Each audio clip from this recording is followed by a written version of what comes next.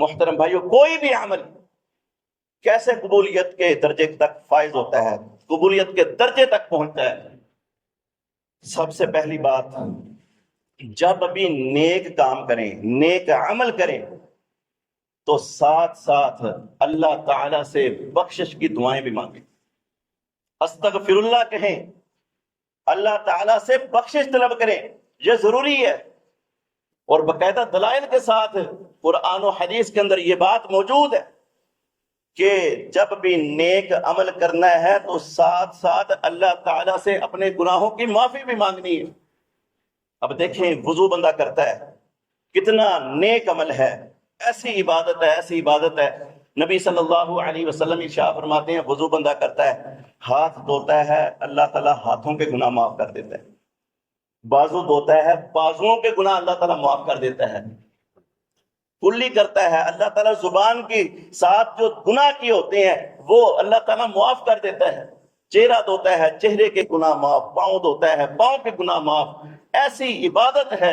اور نبی صلی اللہ علیہ وسلم ارشاد فرماتے ہیں، بندہ ایسے ہو جاتا ہے، گناہوں سے پاک ایسے ہو جاتا ہے جیسے آج ہی ماں کے پیٹ سے پیدا ہوا۔ اتنی بہترین عبادت، اللہ اکبر۔ نبی صلی اللہ علیہ وسلم کا یہ طریقہ کار تھا۔ نبی صلی اللہ علیہ وسلم نے وضو کے بعد کی دعائیں سکھلائی ہیں۔ کیا سمجھایا؟ جب وضو کر لینا ہے اس کے بعد آپ نے کیا کہنا ہے؟ اشہد ان لا الہ الا اللہ وحدہ لا شریک لہ واشہد ان محمدا عبدہ ورسولہ۔ اور ساتھ ہی کیا ایک اور دعا سکھلائی، اللہم اجعلنی من التوابین وجعلنی من المتطہرین۔ کیا کہہ رہا ہے بندہ اللہ تعالیٰ سے؟ اے اللہ، مجھے جو توبہ کرنے والے ہیں، جو توبہ کرنے والے ہیں، تھوڑی توبہ نہیں بہت زیادہ توبہ کرنے والے ہیں، ان میں میرا شمار کر، اور جو پاک صاف رہنے والے ہیں، صرف باقی یہ داغوں سے نہیں، گناہوں سے جو پاکی ہے، یہ اللہ تعالیٰ سے بندہ دعا مانگ رہا ہے۔ اور اس کے بعد ایک اور دعا نبی صلی اللہ علیہ وسلم نے سمجھائی، بتلائی، سکھائی ہے۔ نبی صلی اللہ علیہ وسلم یہ دعا بھی پڑھا کرتے تھے، سبحانک اللہم و بحمدک اشہد ان لا الہ الا انت استغفرک۔ وضو کیا ہے، وضو کرنے کے بعد اللہ تعالیٰ سے استغفار، اللہ تعالیٰ سے اپنے گناہوں کی معافی۔ یہ ضروری ہے کہ اگر آپ چاہتے ہیں کہ آپ کا کیا ہوا عمل اللہ تعالیٰ کے ہاں قبول ہو جائے، اللہ تعالیٰ اس کو مقبولیت کا درجہ دے دے، تو ضروری ہے کہ اس کے بعد اللہ تعالیٰ سے گناہوں کی معافی بھی مانگی جائے۔ اور محترم بھائیوں، نماز کتنا بڑا عظیم عمل ہے کہ اللہ تعالیٰ نے فرمایا کہ عبادات میں سے سب سے پہلے جو سوال کرنا ہے اللہ تعالیٰ نے نماز کا کرنا ہے۔ جو اس میں پاس ہو گیا وہ آگے معاملات بھی اس کے لیے آسان ہو جائے گا۔ آج ہم اندازہ لگا سکتے ہیں، ہمارا معاشرہ دیکھ لیں کہ کتنی نمازیں پڑھنے والا ہے۔ ایک وہ حدیث جو میں نے پہلے سنائی ہے کہ 60 سال تک کی عبادت ہے، نمازیں بندے نے پوری پڑھی ہیں، لیکن اللہ تعالیٰ کے ہاں قبول ہی نہیں ہے۔ لیکن ہمارا معاشرہ ذرا دیکھیں کہ پڑھنے والا کوئی ملتا ہی نہیں ہے۔ مسجدیں موجود ہیں، ہر گلی کے اندر مسجد موجود ہے، ہر محلے کے اندر مسجد موجود ہے، لیکن نمازیوں کی تعداد ہی نہیں ہے۔ ایسا نہیں ہے کہ نماز پڑھنے کے بندہ قابل ہی نہیں ہوا ہے، 10 سال کی عمر سے سارے چھوٹے ہیں، نہیں، لیکن پھر بھی مسجدوں کے اندر کوئی نظر نہیں آتا۔ نماز کتنا بہترین عمل ہے، اور نبی صلی اللہ علیہ وسلم کا یہ معمول ہوتا تھا۔ نماز پڑھائی ہے، نماز پڑھا دینے کے بعد سب سے پہلا کام کیا ہوتا تھا؟ یہ اذکار لکھے ہوئے ہیں۔ سب سے پہلے اللہ تعالیٰ کے پاک پیغمبر جناب محمد رسول اللہ صلی اللہ علیہ وسلم کیا کہتے؟ اللہ اکبر، استغفر اللہ، استغفر اللہ، استغفر اللہ۔ 3 مرتبہ اپنے گناہوں کی معافی مانگی جا رہی ہے۔ یہ نبی صلی اللہ علیہ وسلم نے کر کے دکھایا ہے، حالانکہ نبی صلی اللہ علیہ وسلم سے کوئی غلطی سرزد ہی نہیں ہوئی۔ آپ صلی اللہ علیہ وسلم تو معصوم عن الخطا ہیں، لیکن پھر بھی یہ بتلایا اپنی امت کو کہ اے امتیوں، یہ بات یاد رکھو، اگر تم چاہتے ہو تمہارا عمل اللہ تعالیٰ کے ہاں مقبول ہو جائے، قبول ہو جائے، تو تم نے اللہ تعالیٰ کا دیا ہوا حکم مانتے ہوئے عمل کرنا ہے، ساتھ اللہ تعالیٰ سے اپنی گناہوں کی معافی بھی مانگنی ہے۔ ایسا نہیں ہے کہ ہم عمل کرتے جائیں اور یہ سمجھتے جائیں کہ ہمارا عمل قبول ہے۔ تو محترم بھائیو، ایسے نہیں ہے۔ حج، اللہ اکبر، کتنا بڑا فریضہ ہے۔ نبی صلی اللہ علیہ وسلم نے اس کو عورتوں کا جہاد بھی قرار دیا ہے۔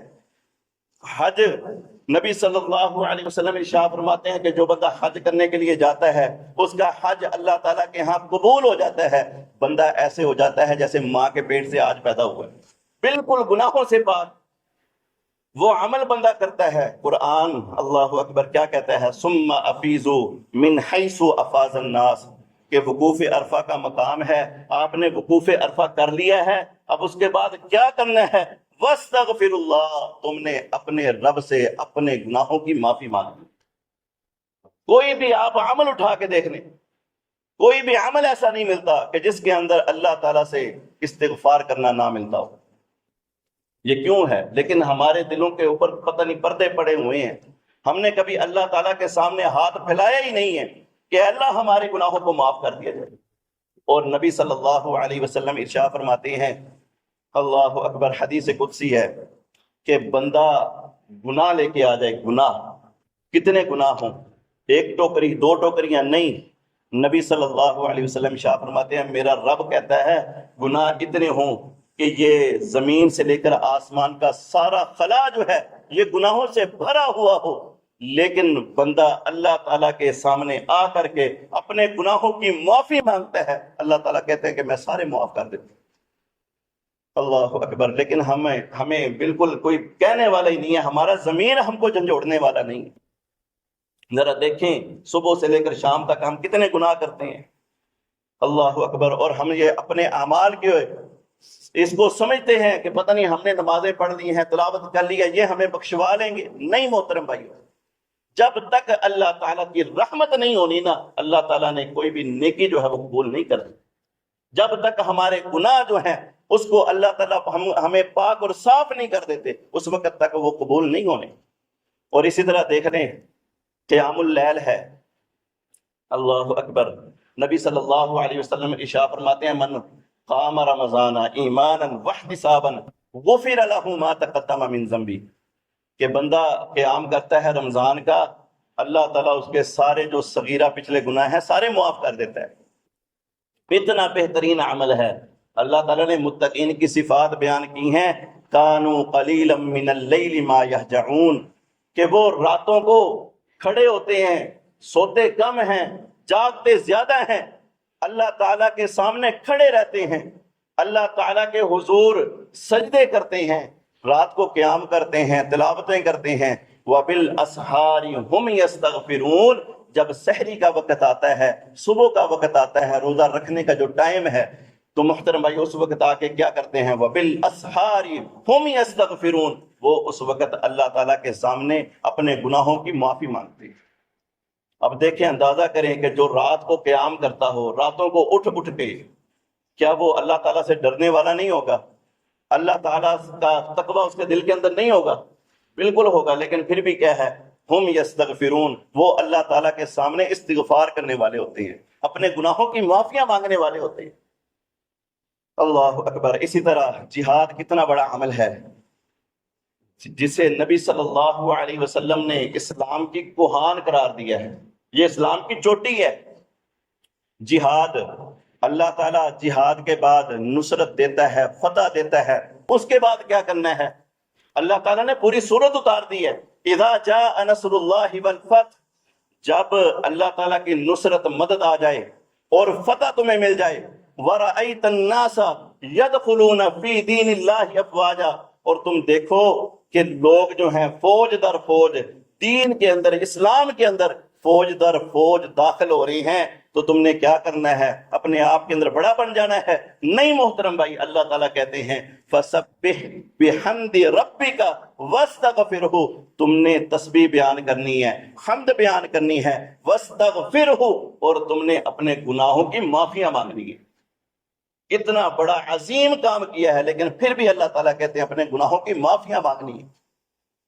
انہو کان توابا، بے شک اللہ تعالیٰ خوب توبہ قبول کرنے والا ہے، خوب تمہارے گناہوں کو معاف کرنے والا ہے۔ حضرت عائشہ رضی اللہ تعالی عنہا کی حدیث ہے کہ جب یہ سورت اتری ہے، اذا جاء نصر اللہ والفتح، نبی صلی اللہ علیہ وسلم کا یہ معمول تھا کہ آپ صلی اللہ علیہ وسلم دعائیں مانگا کرتے تھے، اور وہ دعائیں کون سی ہیں یہ ہمیں یاد ہونی چاہیے، ہمیں پڑھنی چاہیے۔ وہ دعا کون سی ہے؟ سبحان اللہ والحمد للہ استغفر اللہ واتوب الیہ۔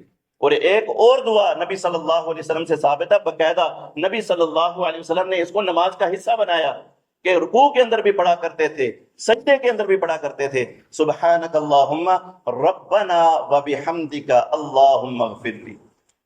تو محترم بھائیو، یہ نبی صلی اللہ علیہ وسلم کا معمول تھا، ہمیں یہ کیوں نہ پڑھنی چاہیے؟ ہمیں تو یہ زیادہ پڑھنی چاہیے، کیونکہ نبی صلی اللہ علیہ وسلم تو کوئی گناہ گار نہیں تھے، لیکن ہمارے گناہ ختم ہونے کے لیے جو ہیں وہ نہیں ہیں، تو اتنے زیادہ گناہ ہیں۔ تو محترم بھائیو، ہمیں یہ دعائیں سیکھنی چاہیے، اللہ تعالیٰ کے حضور یہ پڑھنا چاہیے۔